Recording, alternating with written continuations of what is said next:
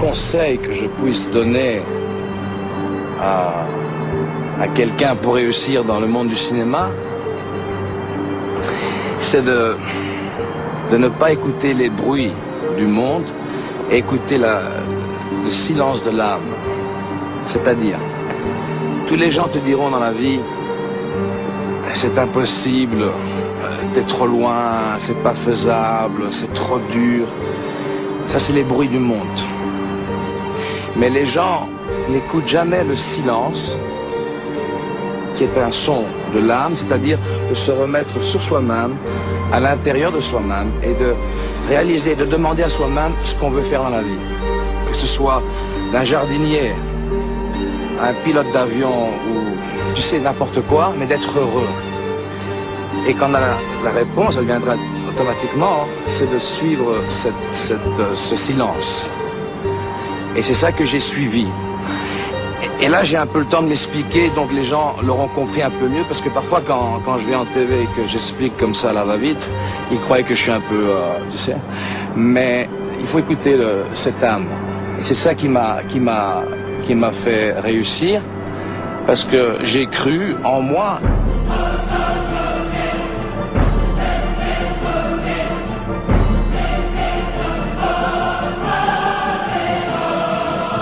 Là, je comprends plus, là. C'est-à-dire que la méfiance est une chose qui t'appartient, qui colle à ta peau. L'amour, la méfiance, la peur, la faim, la peine, la joie, la méchanceté, tout ça, c'est des éléments de la vie.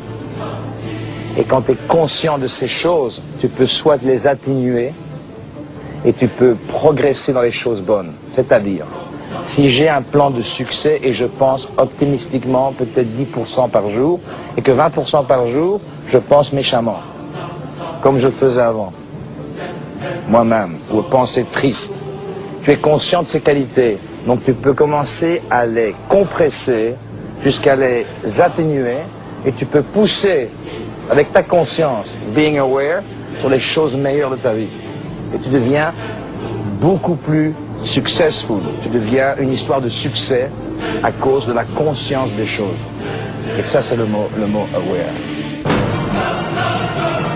Si on retient mon nom, c'est que j'ai pas fait mon travail. C'est-à-dire que mon nom est devenu plus fort que mon travail. Alors, si je fais un travail avec cœur et que je fais bien mon travail, ma création deviendra plus grande que mon nom. Alors moi, je n'ai pas encore créé quelque chose qui est plus grand que mon nom. Si un jour j'y arrive, je serai un garçon qui aura beaucoup de chance parce que ma création aura effacé mon nom grâce à son talent. Trop moqué, Jean-Claude a fini par avoir peur d'être Van-Damme. Il en a marre de passer pour un taré et décompresse à coups de pompe et d'haltère avant d'attaquer l'entretien en français. Van-Damme, avec son gros cœur, ses concepts et ses feelings, se sent traqué dans ses réponses et tronqué dans sa pensée. Il ne trouve son salut qu'avec son public. Je suis ce que je suis. Je suis Jean-Claude Van Damme. Chaque fois que j'ai pensé à quelque chose, que j'ai rêvé de quelque chose, et que je l'ai commencé, je l'ai toujours fini. On vous a beaucoup moqué sur un mot qui est le mot aware. Vous étiez aware. Est-ce qu'aujourd'hui vous pourriez nous dire ce que voulait dire ce mot-là, que vous employez presque à chaque phrase? Je suis aware. En français, ça veut dire conscient. Conscient de la chose. Mais conscient de quoi? D'avoir, comme on dit en américain, an awareness. Être conscient de tout ce qui se trouve autour de nous, à l'intérieur et entre nous. J'aimerais bien que les gens comprennent que tout est possible. Si jamais un jour vous voulez faire quelque chose, affirmez ça vous-même et gardez toujours cette pensée, la même chose, être focus, comme on dit en américain, avoir cette même pensée continuelle.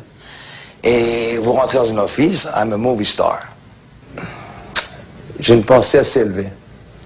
Et parfois, comme on me demande des questions comme la cacahuète ou le mot aware, je me dis, mais qu'est-ce que je fais ici?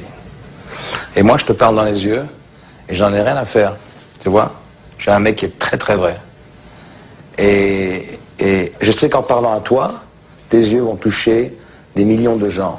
Mais la caméra qui est là, et je sais qu'elle est là, elle ne me touche pas. Parce que je suis un mec qui est très vrai. Et ça, c'est Van Damme. C'est ce que je peux te dire. Tu nous montres le haut. Ça veut dire quoi? Ça veut dire un double biceps. Le haut de quoi?